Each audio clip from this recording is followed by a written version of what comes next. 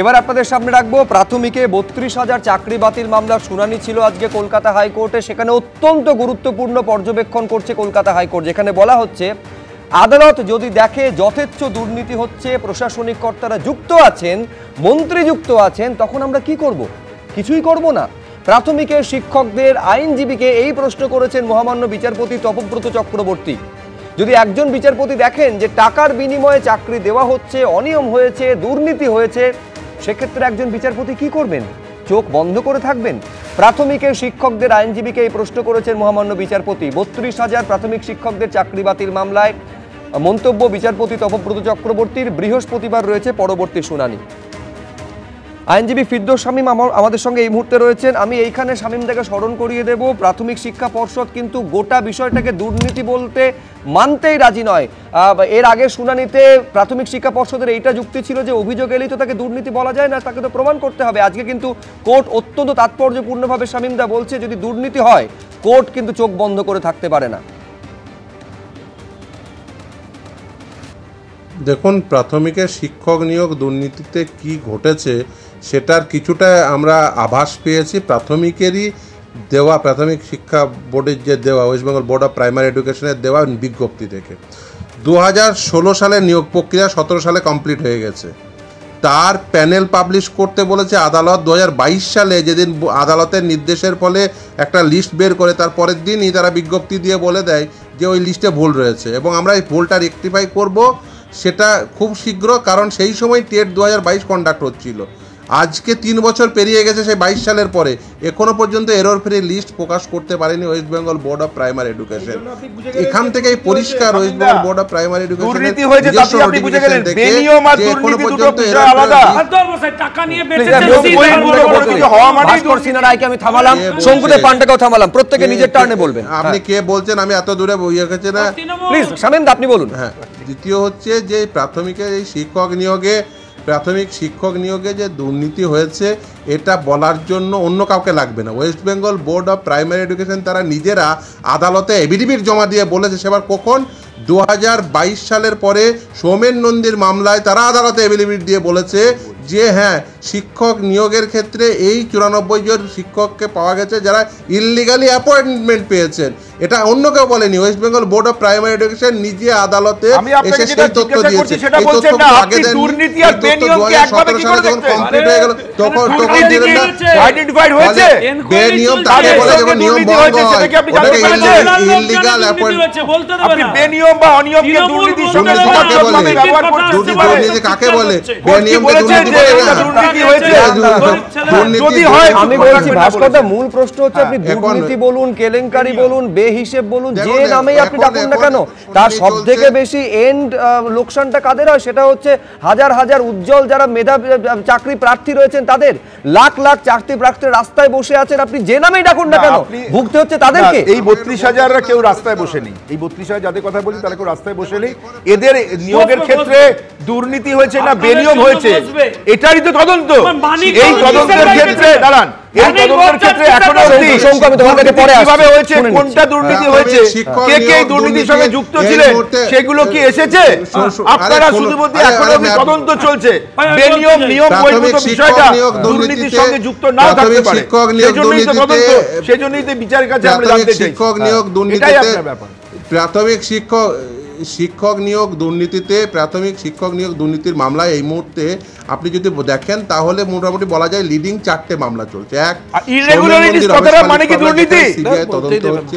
দ্বিতীয় হচ্ছে ওএমআর, দ্বিতীয় মামলা ধর ইররেগুলারিটিস করছে। ইররেগুলারিটি কাকে বলে লেখা আছে? বাইরে থেকে আছেন ফিরদৌস শামীম, তার বক্তব্যটা শেষ করতে দিন। চুপ করুন, একটা বোঝার চুপ করুন, একটু শুনুন। দ্বিতীয় হচ্ছে যে আরেকটি মামলা চলছে, সেটা হচ্ছে যে ওএমআর শিট, সেই ওএমআর শিটগুলো ডিস্ট্রয় করে দেওয়া হয়েছে। সেই ওএমআর শিটের না স্ক্যান কপি রয়েছে, না তার কোনো ফিজিক্যাল কপি রয়েছে, সেটি একটি সিবিআই তদন্ত হচ্ছে। এবং তৃতীয় আরেকটি মামলা যেটা বর্তমানে শুনানি চলছে।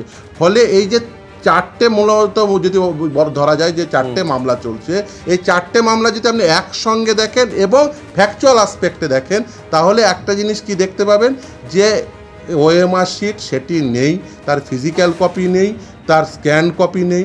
দ্বিতীয় হচ্ছে যখন 2022 সালে আদালতের নির্দেশের ফলে যখন লিস্ট প্রকাশ করতে বলে এখনো পর্যন্ত এরর ফ্রি লিস্ট নেই। তৃতীয় কথা হচ্ছে যে যখন লিস্ট এই প্রকাশ হলো 2022 সালে, অনেক ছেলে মেয়ে দেখলো যে তাদের নাম্বার হচ্ছে 22-23 out of 50 without interview without aptitude test. আর কিছু ছেলে মেয়ে যারা 14 নাম্বার পেয়ে সিলেক্টেড হয়ে আছে, ফলে এই যে এরকম কয়েকশো রিট পিটিশন এই মুহূর্তে পেন্ডিং, এই অবস্থায় দাঁড়িয়ে আছে ফাইল করতে পারে শঙ্কুদেব পান্ডা দুর্নীতির মামলা। কারণ একটা ছেলে ধরো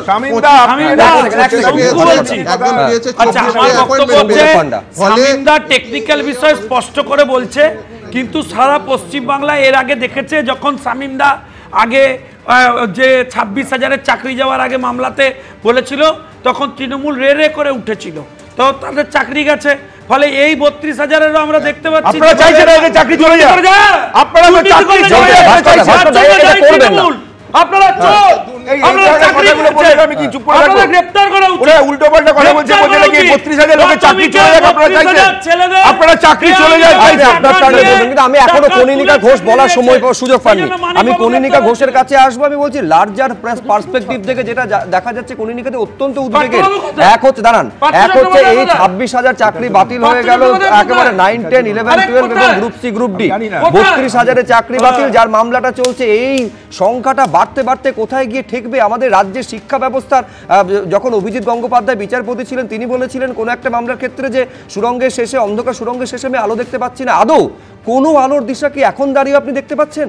না, পাওয়া যাচ্ছে না, কারণ গোটা রাজ্যের শিক্ষা ব্যবস্থা, গোটা নিয়োগ, শিক্ষা ব্যবস্থায় শুধু বলবো কেন, সর্বত্র আপনি যদি দেখেন সমস্ত নিয়োগটাই একেবারে দুর্নীতিতে ভরা, এবং বারে বারে সে কথা প্রমাণিত হচ্ছে নানানভাবে। আজকেও যারা ওই ইয়ের ক্ষেত্রে উচ্চ প্রাথমিকে যাদের চাকরি যাওয়ার প্রশ্ন, যাদের ওই 26,000-এর ক্ষেত্র, তারা বলছেন যে তারা এতবার করে দাঁড়াচ্ছেন, তবু তাদের কোনো এখনও সমস্যার সুরাহা হলো না। এখন এই 32,000-এর প্রশ্ন আসছে, কি হবে এখন? বিচারপতি যেভাবে বলছেন যে যদি দেখি মন্ত্রী যুক্ত আছেন, যদি দেখি যে এইরকম হচ্ছে দুর্নীতি, তাহলে কি চুপ করে থাকবো? তার মানে কি? তার মানে নিশ্চয়ই তাদের এই ধরনের কোনো পর্যবেক্ষণ তাদের মধ্যে আছে, তারা নিশ্চয়ই এই ধরনের একটা বিষয় আশঙ্কা করছেন, সেই কারণের জন্য এই ধরনের প্রশ্ন উঠছে। তাহলে কোথায় আমাদের শিক্ষা ব্যবস্থা যাবে? গোটা রাজ্যটার নিয়োগের ক্ষেত্রে যদি এরকম দুর্নীতি হয়, তাহলে কোন জায়গায় আমাদের রাজ্য আসলে আছে সেইটা আমাদের চাকরি হয়নি। আরে এই কথা কি করে চাকরি নয়? এটা আমি ভাস্কর সিনহাকে বলতে সুযোগ দেব, তার আগে এই বিষয়টা আপনাদের দেখাতে চাইবো যে সিবিআই তদন্ত তো করছে। সিবিআই এবার সিবিআই আজকে তার দাবি করেছে একেবারে চোখ কপালে তুলে দেওয়ার মতন, সুপার নিউমারি পোস্ট বা অতিরিক্ত শূন্যপদ যেটা তৈরি করা হয়েছিল, সেখানে নিয়োগের জন্যও নাকি টাকার লেনদেন, যেদিকে তাকাবেন সেদিকে টাকার লেনদেন হয়েছিল, এই দাবি করছে সিবিআই। শারীরিক শিক্ষা এবং কর্মশিক্ষা নিয়োগে মামলায় কোর্টে এই বিস্ফোরক দাবি করেছে সিবিআই। এটাও বলছে কতজন টাকা দিয়েছেন এখনই আলাদা করে সেটা বলা সম্ভব নয়, কতজন টাকা দিয়েছেন তার সেটা বলতে গেলে তদন্ত করা প্রয়োজন এবং তার জন্য এফআইআর করতে হবে, আর তাতে কোর্টের অনুমতি লাগবে।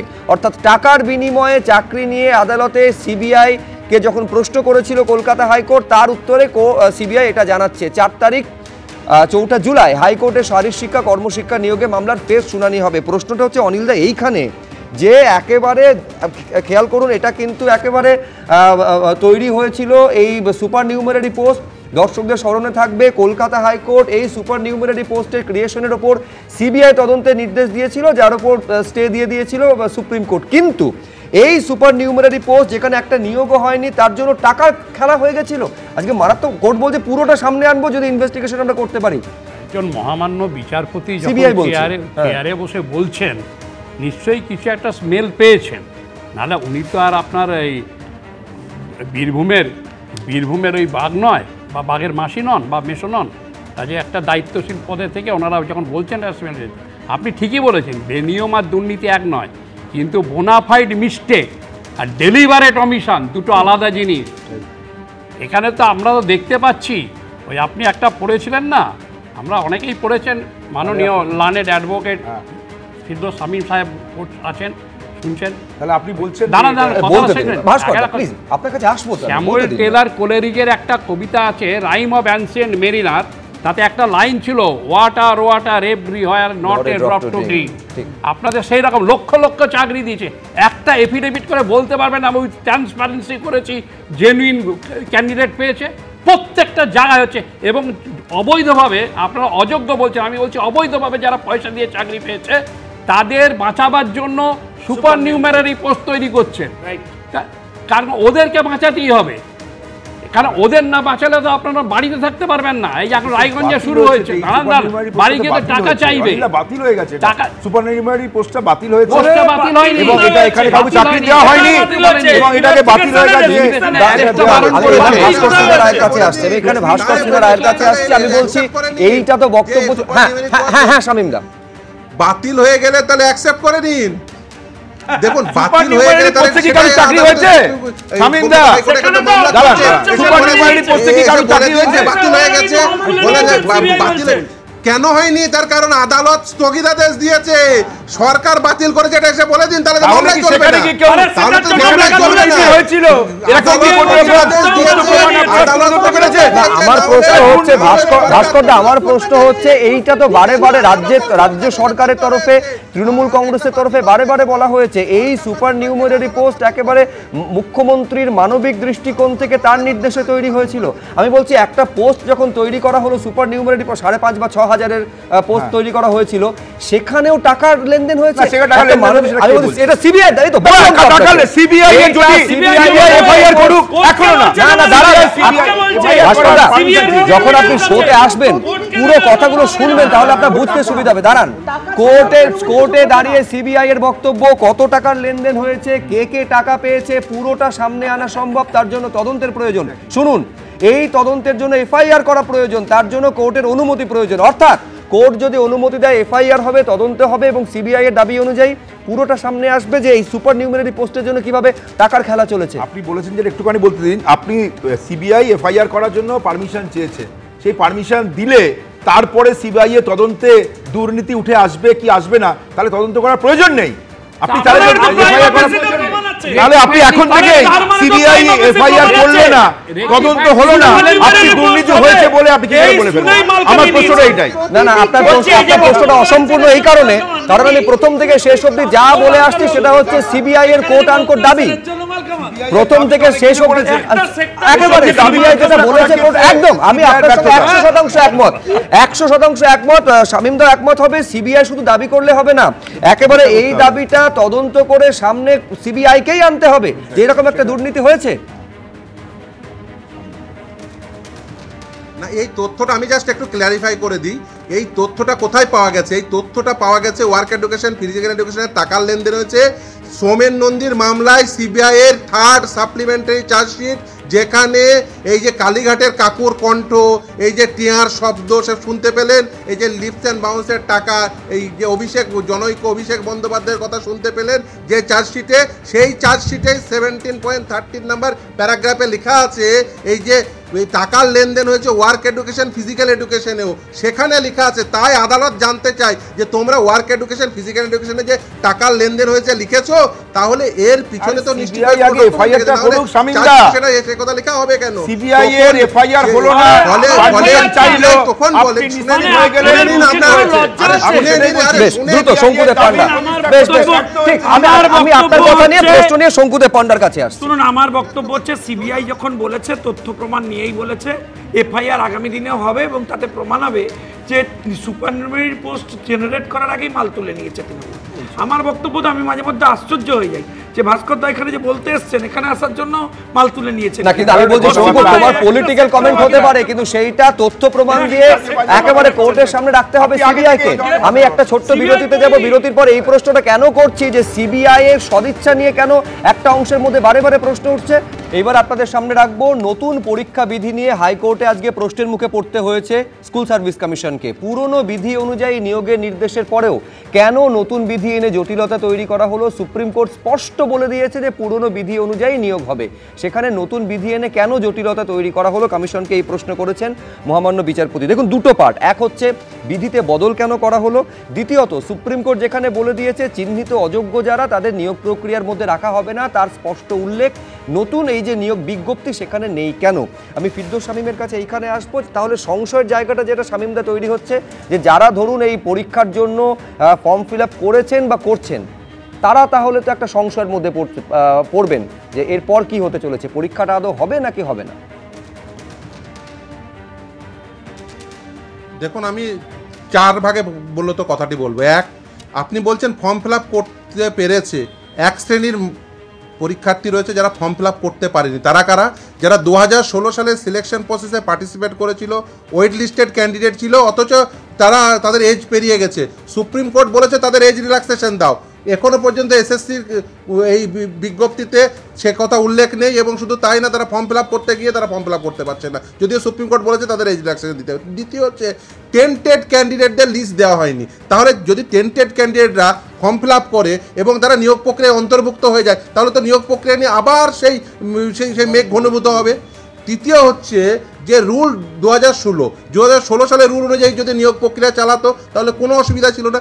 নতুন করে একটা রুল নিয়ে আসা হলো, সেখানে প্রায়র টিচিং এক্সপিরিয়েন্সের জন্য 10 নম্বর বরাদ্দ করা হলো, এবং শুধু তাই না, ইন্টারভিউয়ের মার্কস আগে ছিল 10, এখন ইন্টারভিউ প্লাস লেকচার ডেমনস্ট্রেশনের জন্য আরও 10 সেটা করা হলো।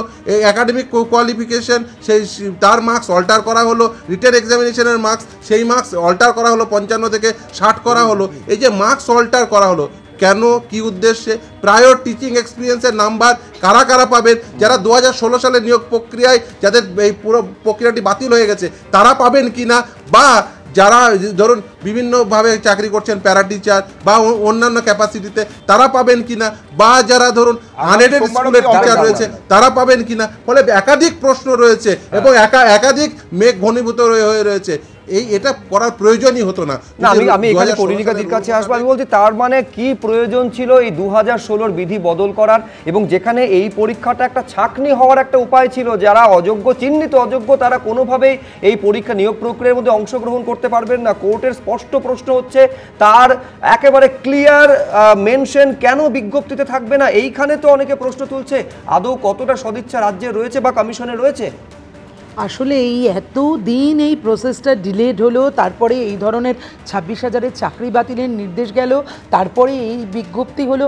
মাননীয়ার কি মনে হচ্ছে না, মমতা ব্যানার্জিদের কি মনে হচ্ছে না, আমাদের রাজ্যের মুখ্যমন্ত্রী সহ তাদের কি মনে হচ্ছে না যে এদের জীবনটাকে নিয়ে কি ছেলে খেলা এরা করছেন, কি ধরনের ছেলে খেলা এরা করতে চাইছেন, যে আবার একটা ঘটনা ঘটবে, আবার তা নিয়ে তাহলে যা খুশি তাই হবে, জটিলতা হবে। আসলে কি বলুন তো, এলোমেলো করে দে মা, লুটে পুটে খাই। এলোমেলো করে দে, একটা বলি, এলোমেলো করে দে মা, লুটে পুটে খাই। এইটা হচ্ছে এদের একেবারে দর্শন। কারণ যারা এই লুটে পুটে খাচ্ছেন বা খেয়েছেন তাদের যাতে সেইটা ঠিক থাকে, তাই জন্যই হচ্ছে এই ধরনের বিষয়গুলো। আবার একটা গন্ডগোল যদি হয়, আবার এর মধ্যে দিয়ে সবকিছু নির্দেশে পরীক্ষা নেওয়া হচ্ছে। যারা ঘুষটা খেয়েছেন, পরীক্ষা বিধি নিয়ে বলছে, এটা পরীক্ষা বিধি নিয়ে সুপ্রিম কোর্টের নির্দেশে পরীক্ষা নেওয়া হচ্ছে, এবং সেই নিয়োগ বিধি আবার জটিলতা, আবার জটিলতা। আমি এইখানে রাজনৈতিক বিতর্ক কোন জায়গায় এসে দাঁড়িয়েছে। একদিকে শুভেন্দু অধিকারী কোর্টের আজকের এই পর্যবেক্ষণ নিয়ে তিনি কি বলছেন, এবং পাল্টা কুণাল ঘোষ কি বলছেন, দেখুন পরপর। প্রথম অর্ডারেই ছিল তো 2016 নিয়ম মেনে করতে হবে, 2016 নিয়ম মেনে। মমতা ব্যানার্জি কি ভাবছেন? তিনি প্রধানমন্ত্রী, তিনি সংবিধান, তিনি সুপ্রিম কোর্ট, তিনি জুডিশিয়ারি, তিনি সব নাকি? সুপ্রিম কোর্ট যদি এই অর্ডার দিয়ে থাকে, আমি অর্ডারের কপি পাইনি, আপনার কাছ থেকে শুনে বলছি, অত্যন্ত অ্যাপ্রোপ্রিয়েট অর্ডার। সুপ্রিম কোর্ট যখন ভার্ডিক্ট দেয় অনারেবল চিফ জাস্টিসের বেঞ্চ, তখন ক্লিয়ার বলেছিল 2016 নিয়ম অনুযায়ী রিক্রুটমেন্ট করতে হবে, এবং 2016 অ্যাপ্লিকেন্টদেরই অ্যাপ্লিকেশনের সুযোগ দিতে হবে। উনি নিজের মতো করে সাজিয়েছেন, তাই পরিণতি এটা হচ্ছে। ডেজ আর নাম্বার, 8 মাস পরে উনার নামের পাশে যেমন কম্পার্টমেন্টাল চিফ মিনিস্টার লেখা আছে, এবারে এক্স চিফ মিনিস্টার লেখা হবে। ভাবে গিয়ে মামলায় সেগুলোকে জটিলতায় ফেলে দেওয়া হচ্ছে। আবার ইন্টারেস্টিং হচ্ছে সিপিএমের যে আইনজীবী, ধরা যাক বিকাশ ভট্টাচার্য, তারপর ওই কি শামীম, তো এরা যারা কর্মপ্রার্থীদের হয়ে তাদের মঞ্চে গিয়ে বড় বড় কথা বলে চাকরি চাই, এরা চাকরি পেলে তারাই আবার চাকরি দেয়া যাবে না বলে তাদের বিরুদ্ধে মামলা করে, তো এইভাবে জট পাকাচ্ছে। সুপ্রিম কোর্টের নির্দেশে নতুন করে নিয়োগ হচ্ছে, সেই নিয়োগ প্রক্রিয়ার মধ্যে যদি কোনো নোটিফিকেশনের মধ্যে কারোর কোনো প্রশ্ন থাকে সেই জন্য মামলা করেছেন এবং আগামী সোমবার এসএসসি তা জবাব দেবে।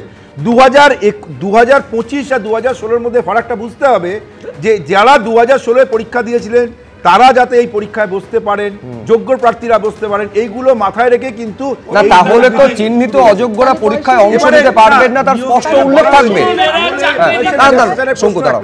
বয়সের রিল্যাক্সেশনের প্রশ্ন বা বাকি যে প্রশ্নগুলো তুলেছেন এসএসসি আগামী সোমবার সেগুলো এফিডেভিট আকারে জবাব দেবে। আমার মনে হয় এটা নিয়ে কিন্তু এই বিরোধী দল যারা তারা কি চাইছেন যে নিয়োগ প্রক্রিয়াটাকে বন্ধ হয়ে যাক?